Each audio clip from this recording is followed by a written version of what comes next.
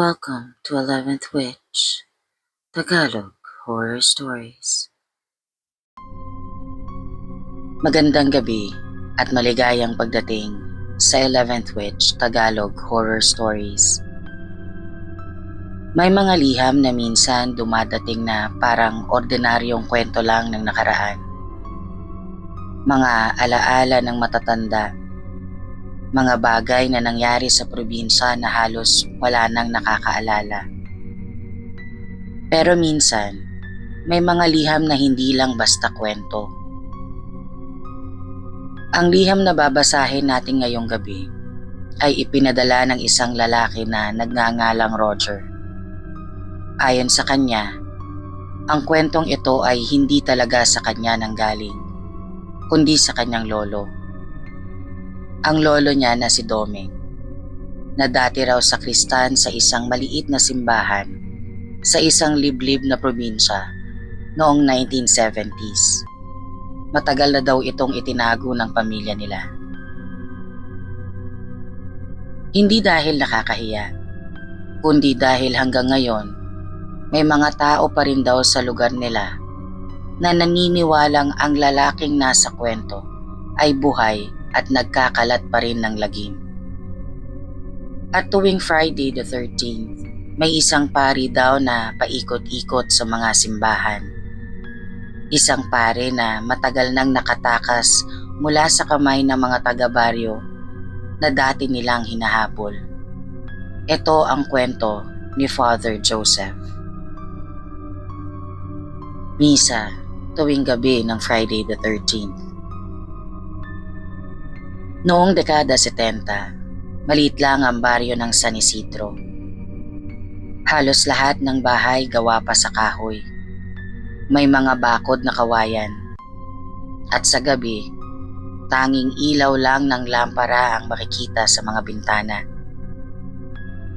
Sa dulo ng baryo nakatayo ang isang lumang simbahan na gawa sa bato. Hindi ito kasing laki ng mga simbahan sa bayan. Pero para sa mga tao doon, sapat na yon.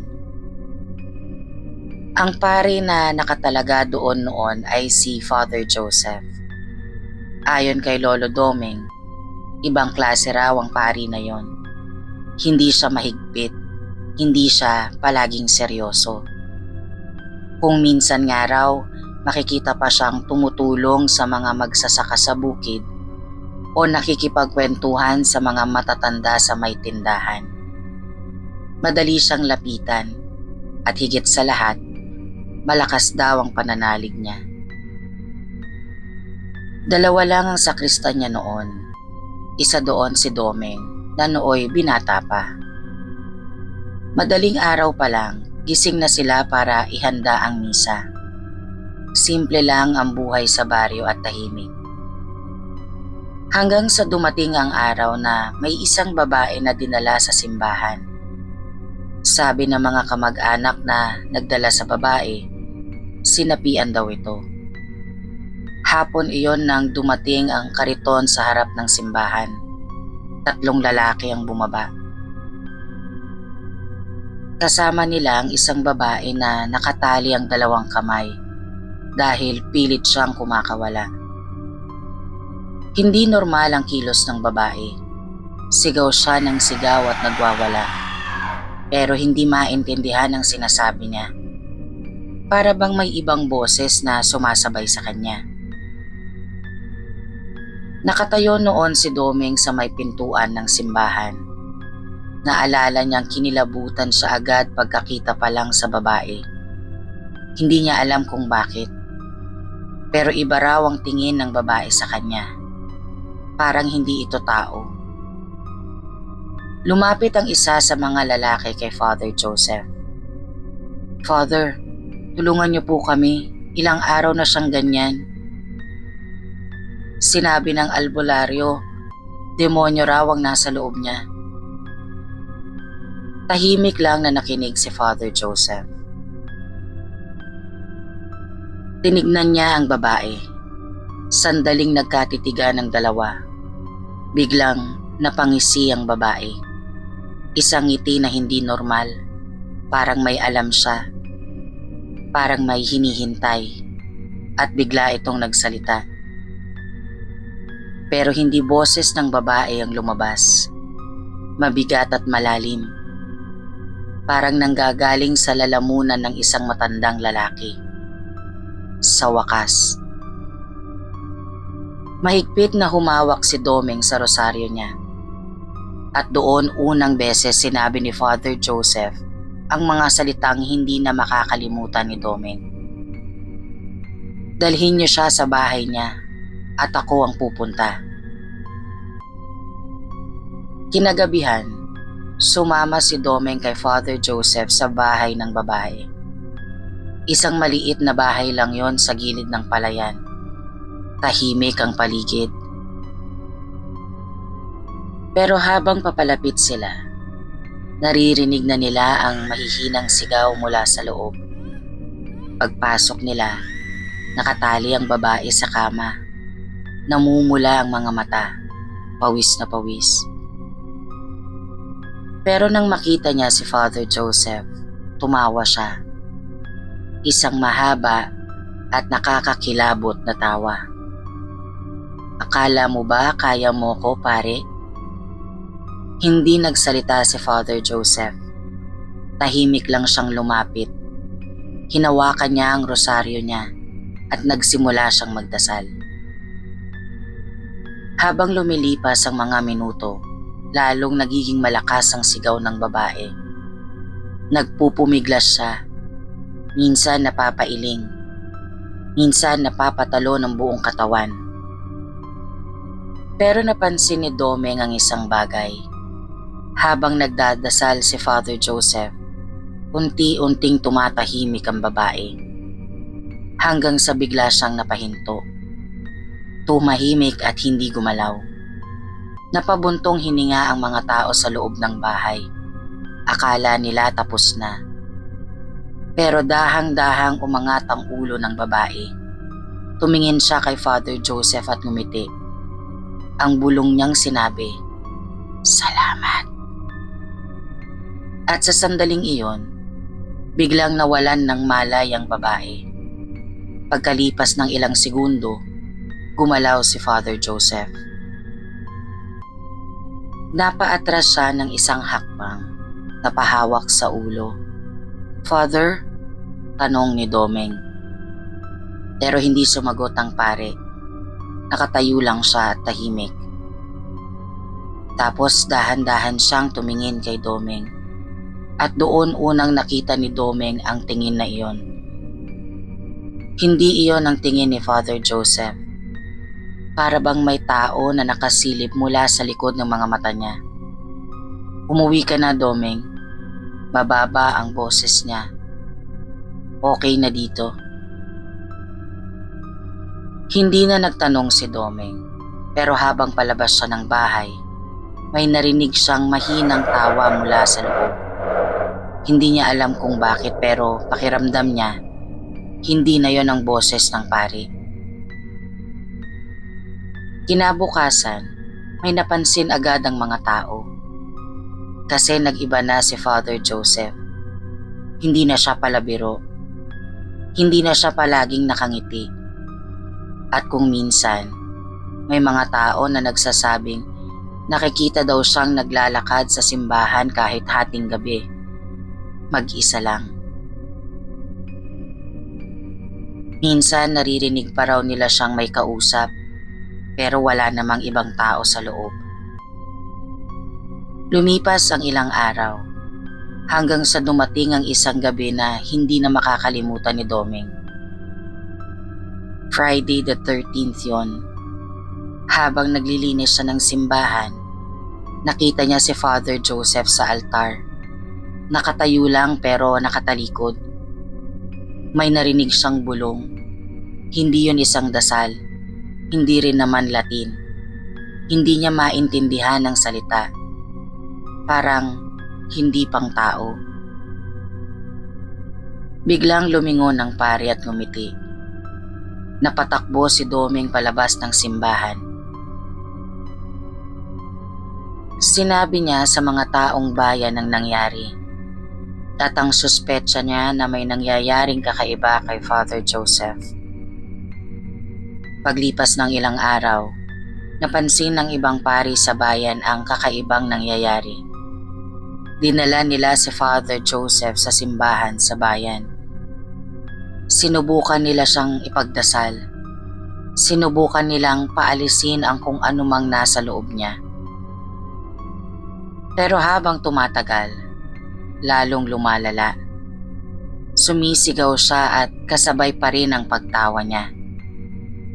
Kung minsan ibang boses ang lumalabas sa kanya. Sinabi ng isang matandang pari doon ang bagay na ikinagulat ng lahat. Hindi ito ordinaryong possession. Matagal na itong demonyo. At mukhang gusto niya talaga ang katawan ng pari. Pero bago pa nila magawa ang ritual, may nangyari. Isang gabi, nawala si Father Joseph na parang bula. Lumipas ang maraming taon. Lumaki na rin si Domeng. Nagkaroon na rin siya ng pamilya. Pero hindi niya nakalimutan ang nangyari. Dahil paminsan-minsan, may mga balita na dumarating mula sa ibang lugar. Mga simbahan na may nakakakita raw ng isang pari na biglang pumapasok sa gabi. Isang pari na mukhang pagod, maputla, pero may kakaibang ngiti.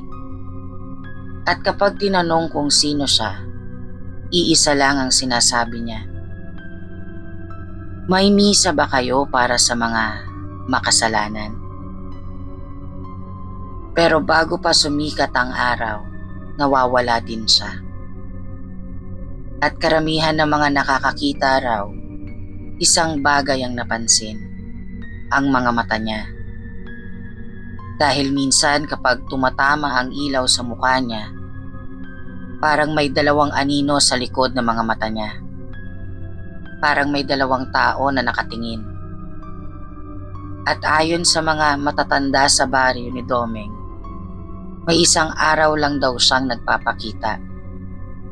Hindi tuwing Pasko o kaya naman ay mahal na araw, kundi tuwing Friday the 13th. Bago raw mamatay si Lolo Domeng, may sinabi siyang bagay kay Roger. Sabi niya, isang gabi raw, maraming taon matapos mawala si Father Joseph, may kumatok sa pintuan ng simbahan sa baryo. Gabi at tahimik na ang paligid. Pagbukas niya ng pinto, may isang pari na nakatayo sa labas. Matanda na at payat. Mukhang pagod na pagod. Pwede ba akong pumasok sandali? Pumasok ang pari at umupo sa loob. Tapos tumingin siya kay Domeng at doon niya nakilala ang mukha, si Father Joseph. Pero bago pa makapagsalita si Domeng, ngumiti ang pari, pagod na ngiti. At bumulong siya. Hindi ko na siya kayang paalisin. Tuwing Friday the 13th, kaya niyang pumasok sa kahit anong simbahan. Pagkatapos nun, pumayo siya. Lumabas ng simbahan at hindi na siya nakitang muli. Kaya ayon kay Roger, hanggang ngayon, may mga simbahan pa rin daw sa probinsya nila na hindi binubuksan tuwing Friday the 13th sa gabi. Dahil ito sa isang lumang kwento. Isang pare na minsang sinubukang iligtas ang isang babae. Pero siya ang naging kulungan ng isang bagay na hindi na dapat pinakakawalan. At kung sakaling may makita kayong isang pari na kumakatok sa simbahan sa gabi, pagod, tahimik, may dalang rosaryo, at nagtatanong kung may misa para sa mga makasalanan, baka gusto nyo munang tignan ang mga mata niya dahil baka hindi lang siya ang nakatingin sa inyo. Ito po ang kwento ng Lolo Domeng Miss 11. Salamat po sa pag-narrate. More power po sa 11th Witch, Tagalog Horror Stories. Classroom. May mga lugar na kahit gaano pa katagal ang lumipas, parang may mga alaala na ayaw talagang mawala. Minsan hindi lang alaala ang naiwan, kundi kung ano man ang gumalaw o sumagot ng panahong iyon. Ang kwentong ibabahagi natin ngayon ay ipinadala ng isang lalaki na ngayon ay isa ng retiradong prinsipal. Matagal na raw niyang gustong ikwento ang pangyayaring ito, pero sa loob ng maraming taon ay pinili niyang manahimik. Ngayon na matanda na siya at wala nang dahilan para itago pa ang nangyari, naglakas loob siyang ipadala ang kanyang kwento. Isa raw siyang tagapakinig ng 11th Witch Tagalog Horror Stories. At habang nakikinig siya sa mga kwento tungkol sa multo at mga kababalaghan, naalala niya ang isang gabi noong dekada 90. Isang gabing nagsimula lang sa isang simpleng laro sa loob ng classroom. Panahon iyon na uso ang mga kwentong multo sa radyo at telebisyon. Madalas mapagkwentuhan sa mga paaralan ng mga kwento ni Noli de Castro tungkol sa mga kababalaghan. Halos lahat ng estudyante noon may naririnig na urban legend tungkol sa White Lady, mga lumang ospital, o mga kaluluwang hindi raw matahimik. Pero ayon sa kanya, may isang pangyayari sa dati niyang paaralan na hindi kwento lang. Nangyari talaga yun. Sa loob mismo ng school na pinamumunuan niya. At hanggang ngayon, may isang classroom doon na hindi na muling ginamit. At para makasiguradong walang makakapasok, ay ikinandado pa nila ito sa huling gabi ng Friday the 13th noong 1991. Noong mga unang taon ng dekada 90, isa pa lang siyang batang guro sa isang public high school sa probinsya. Hindi pa siya principal noon at halos kakasimula pa lang ng kanyang pagtuturo. Simple lang ang buhay sa paaralan nila. Lumang building, mahahabang koridor na gawa sa sementong malamig sa paa. At mga classroom na may malalaking bintana na kadalasang tinatamaan ng hangin kapag gabi. Pero tulad ng karamihan sa mga lumang paaralan, may mga kwento rin ang lugar na iyon. May mga estudyante raw na nakakarinig ng mga yabag sa hallway kahit walang tao. May ilan na nagsasabing may nakikitang anino sa dulo ng koridor kapag gabi na. Pero tulad ng ibang guro, hindi niya masyadong pinapansin ang mga ganoong kwento. Para sa kanya noon, normal lang yon. Mga imbento ng mga estudyante para takutin ang isa't isa. Hanggang sa dumating ang isang gabi ng Friday the 13th. Kinabukasan ng umaga nang malaman ng school administration ang nangyari. Ayon sa mga report, may 5 estudyante ng 4th year high school na pumasok ng school kahit gabi na. Hindi para mag-aral, kundi para maglaro ng isang bagay na uso noon sa mga kabataan. Ang Spirit of the Glass. Isang simpleng laro lang daw iyon kung saan maglalagay ng baso sa gitna ng mesa. May papel na may mga letra at numero, tapos sabay-sabay nilang hahawakan ng baso habang nagtatanong sa mga espiritu. Sa totoo lang, marami na ring estudyante ang gumawa nito noon. Madalas ginagawa sa bahay o sa mga sleepover. Pero hindi nila inaasahan na gagawin iyon ng mga bata sa loob mismo ng classroom. Bandang 9:00 ng gabi nang pumasok ang 5 sa classroom na nasa pinakadulo ng building. Tahimik ang buong school. Patay na ang karamihan sa mga ilaw. Tatanging ilaw lang ng poste sa labas ang pumapasok sa mga bintana ng classroom. Nakaayos na ang papel sa ibabaw ng mesa.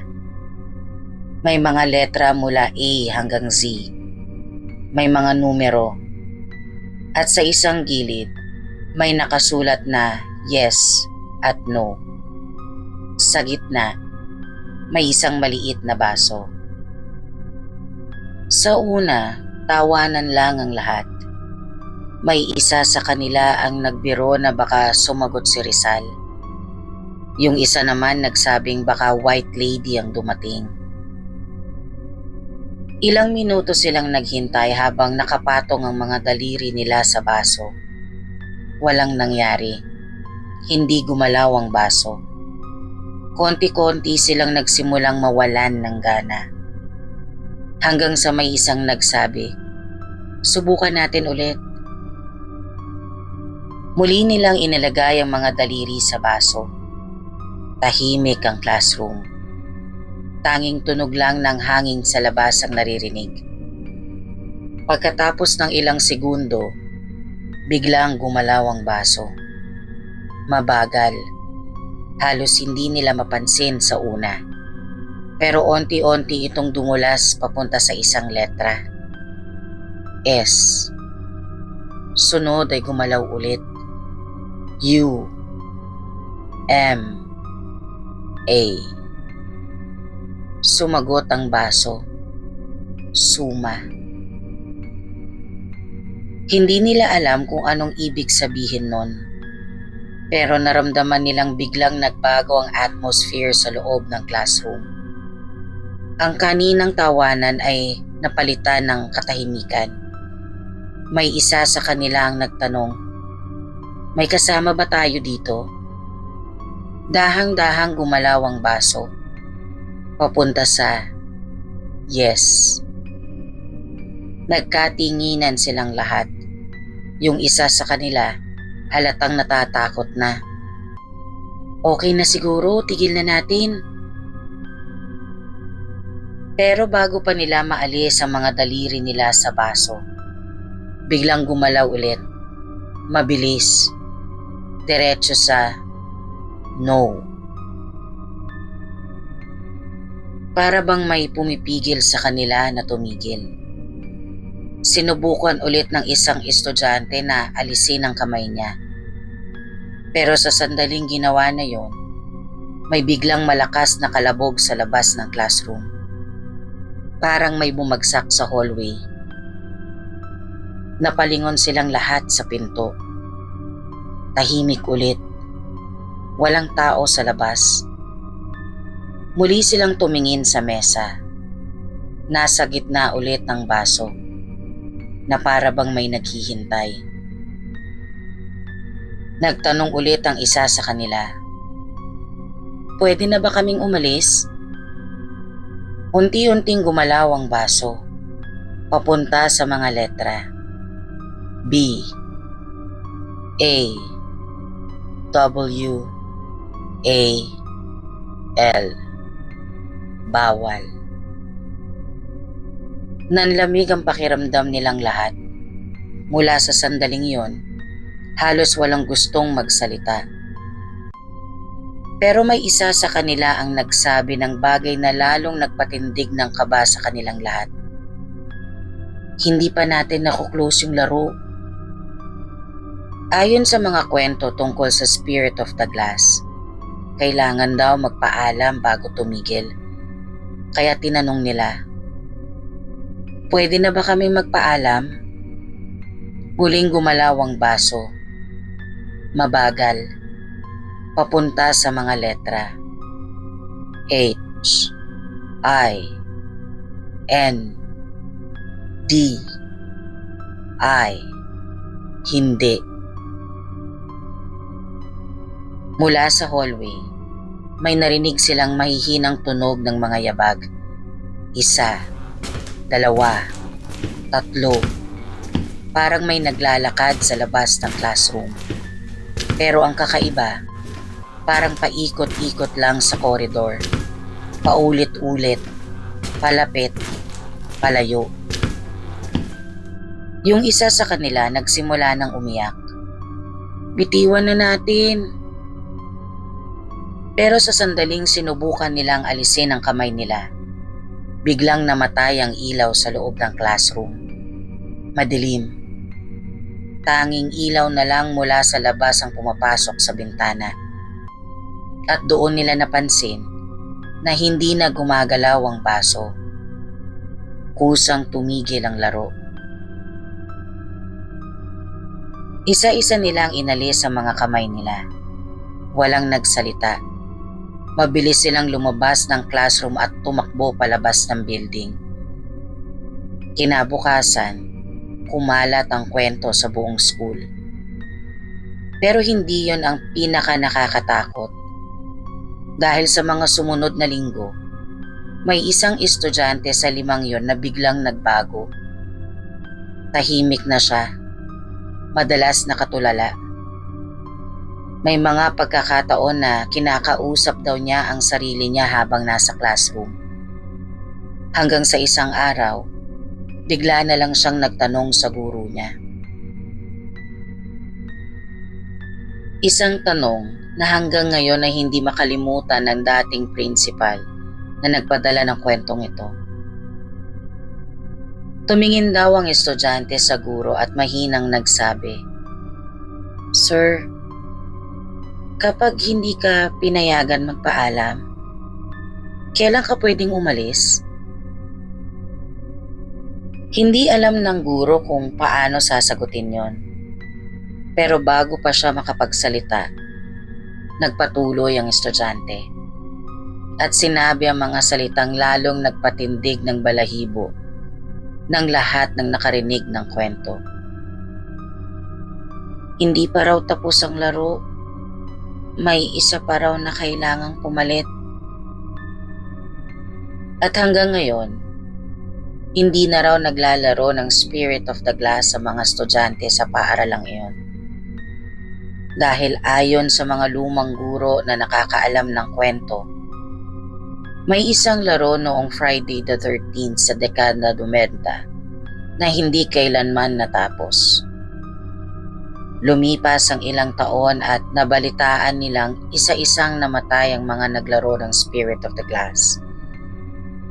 At lahat sila ay namatay ng walang paliwanag kung paano or bakit.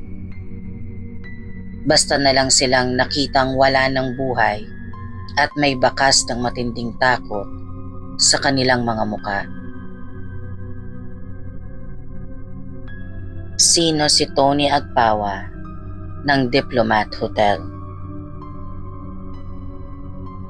May mga lugar sa Pilipinas na kahit ilang dekada na ang lumipas, ay patuloy pa rin kinakatakutan ng mga tao. Hindi dahil sa itsura ng lugar, kundi dahil sa mga kwentong naiwan doon. Minsan, ang mga kwentong iyon ay nagiging urban legend. Paulit-ulit na ikinukwento hanggang sa hindi na malaman ng mga tao kung alin ang totoo at alin ang dagdag lang ng imahinasyon. Pero paminsan-minsan, may mga taong lumalapit at nagsasabing may parte ng kwento na hindi pa kailanman naibahagi. Ang kwentong ito ay ipinadala ng isang matandang lalaki na dating staff ng isang kilalang hotel sa Baguio. Dahil mahina na raw ang kanyang paningin at hirap na magsulat, ang apo na niya ang tumulong para ma-send ang kanyang liham.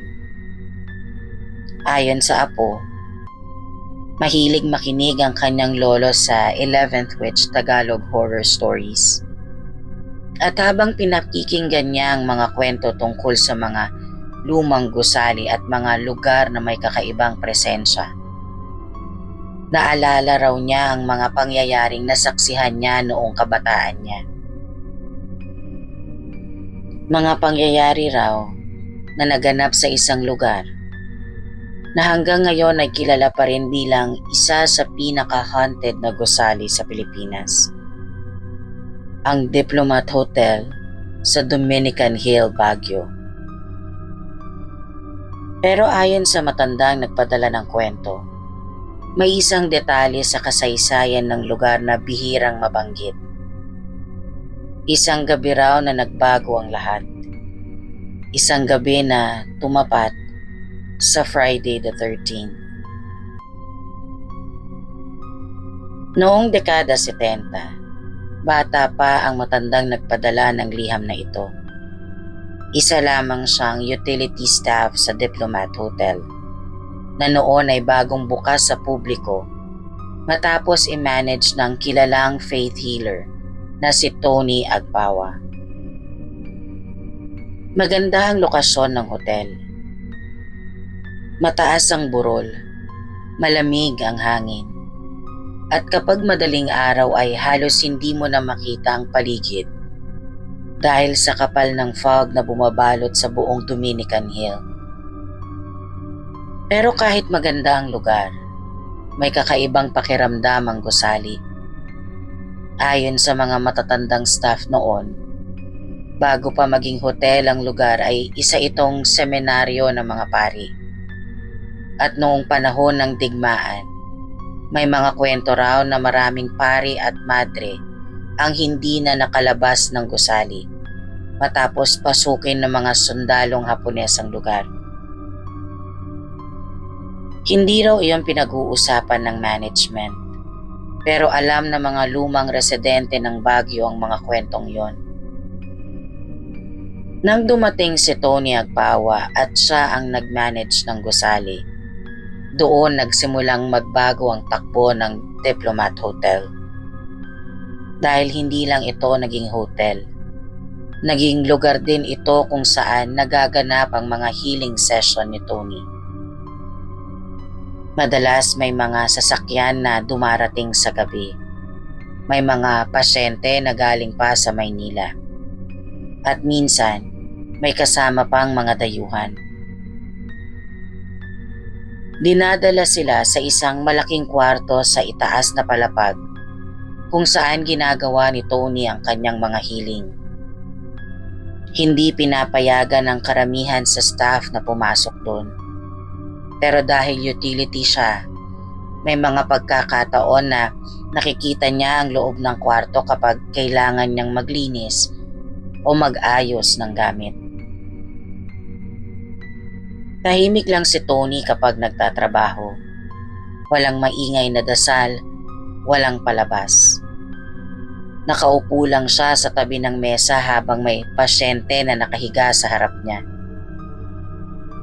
May mga pagkakataon na parang may hinuhugot siya mula sa katawan ng pasyente gamit lang ang kanyang kamay. Pagkatapos ng session, may mga pasyente na nagsasabing gumaan ang pakiramdam nila.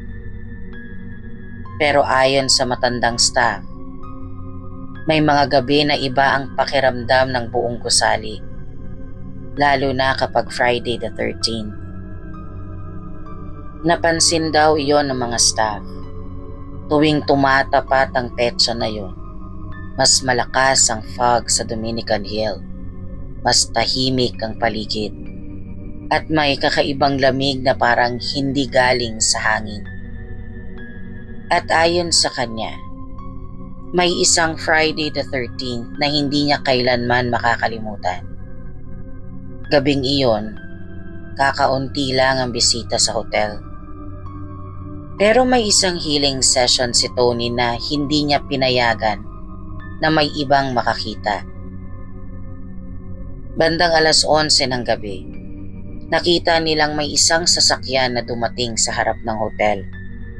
May dalawang lalaking bumaba at may inaalalayan silang isang babae na mukhang mahina na. Diretso silang umakyat sa private room ni Tony. Lumipas ang 1 oras, 2 oras, Walang lumalabas sa kwarto. Bandang madaling araw, nagsimulang marinig ng mga staff sa ibaba ang kakaibang tunog mula sa second floor. Parang may mga bagay na nahuhulog. May mga yabag na nagmamadali sa hallway. At may isang tunog na parang may umiiyak. Nagkatinginan ng mga staff sa lobby. Walang gustong umakyat. Hanggang sa biglang tumigil ang lahat. Tahimik ulit ang buong hotel. Kinabukasan ng umaga, kumalat sa mga staff ang balita na si Tony Agpawa ay natagpo ang walang malay sa loob ng kanyang kwarto. Hindi raw malinaw kung ano ang nangyari. Pero mula noon, konti-konting nagsara ang Diplomat Hotel hanggang sa tuluyan itong mapabayaan. Lumipas ang maraming taon, naging abandonado ang gusali. Pero ayon sa matandang nagpadala ng liham, may isang bagay na napansin ng mga tao sa lugar. Tuwing tumatapat ang Friday the 13th, may mga nakakakita raw ng ilaw sa isa sa mga bintana ng lumang hotel. Kahit wala namang kuryente ang gusali. May ilan ding nagsasabing may nakikita silang lalaki na nakatayo sa bintana. Tahimik lang, nakatingin sa labas. Ilang taon matapos magsara ang hotel, minsan daw ay napadaan ng matandang staff sa Dominican Hill. Gabi na nun, at sakto, Friday the 13th. Habang nakatingin siya sa lumang gusali mula sa labas ng bakod, napansin niyang may mahinang ilaw sa isang bintana sa itaas. Parang kandila. At sa likod ng ilaw na yon, may anino ng isang tao. Isang lalaking nakatayo sa loob ng kwarto, matangkad, payat, at nakaharap sa bintana. Hindi siya makagalaw habang nakatingin sa anino. Hanggang sa konti-konting lumapit ang lalaki sa bintana. At doon niya nakita ang mukha niya sa ilaw. Mukha ng isang matandang lalaki. Mukhang si Tony. Sa sandaling iyon, may narinig siyang mahinang boses mula sa loob ng gusali. Isang boses na parang dumadaloy sa hangin ng burol. Parang pinaghalong ungol at iyak, tapos biglang malakas na sigaw. Pagkatapos nun, biglang namatay ang ilaw sa bintana. At mula noon, hindi na raw muling bumalik pa ang matandang nagpadala ng liham sa Diplomat Hotel. Pero ayon sa kanya, kung sakaling mapunta ka sa Dominican Hotel sa gabi ng Friday the 13th at may makita kang ilaw sa isa sa mga bintana ng lumang hotel, huwag mo na raw subukang pumasok. Dahil ayon sa mga lumang staff na nakaranas ng kakaiba sa lugar, ang Diplomat Hotel ay hindi lang basta haunted. May mga gabi raw na may bumabalik doon. At sa gabing iyon, may isang healer na patuloy pa ring naghihintay ng susunod niyang pasyente. 3 kwento, 3 lugar, at 3 pangyayari na hanggang ngayon ay patuloy pa ring ikinukwento ng mga taong nakaranas nito.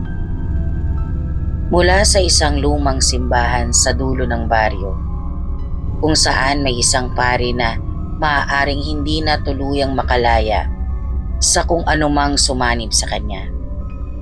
Hanggang sa isang classroom noong dekada 90 kung saan nagsimula ang isang laro ng Spirit of the Glass na hindi na kailanman natapos.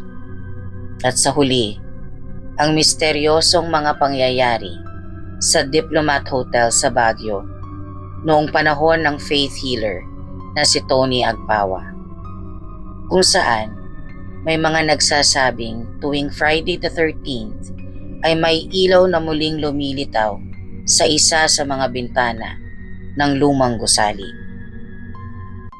Maaaring para sa iba ay mga kwento lamang ito, mga urban legend na paulit-ulit na ikinukwento sa bawat henerasyon. Pero para sa mga taong naroon nung nangyari ang mga iyon, may mga alaala na hanggang ngayon ay hindi pa rin nila maipaliwanag. At kung sakaling mapunta kayo sa isang lumang simbahan, isang tahimik na classroom, o sa isang abandonadong hotel sa gitna ng malamig na gabi, baka gusto nyo munang makinig sa paligid. Dahil minsan, may mga kwento na hindi pa talaga tapos. Huwag mong kalimutang mag-subscribe, like, share at comment kung nagustuhan mo ang upload natin ngayong gabi. Ito po ang inyong Miss 11 at ito ang 11th Witch Tagalog Horror Stories. Hanggang sa susunod na kwentong kababalaghan.